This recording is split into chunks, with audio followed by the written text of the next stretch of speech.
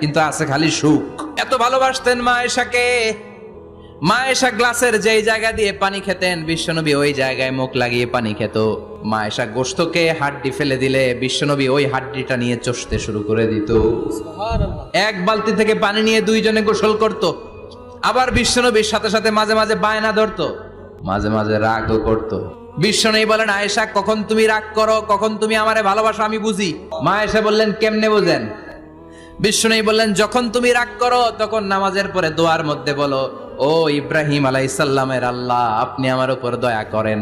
তার মানে তুমি রাগ করে আছো, আমার নাম নাও নাই। আর যখন আমার উপর খুশি থাকো নামাজের পরে দোয়াতে বলো, মুহাম্মদ সাল্লাল্লাহু আলাইহি ওয়াসাল্লামের আল্লাহ, আপনি আমাদের উপর রহমত করেন। তার মানে খুশির সময় তুমি আমার নাম নাও, রেগে গেলে অন্য নবী দেওয়ার দোয়া সাইরা দাও, রেগে গেলে আমার নামটা নাও না। মা আয়েশা বলে, নবী গো, আমি তো শুধু নামটাই মুখ দিয়ে নেই না, কিন্তু কলিজা থেকে তো আপনারে বাদ দিতে পারি না।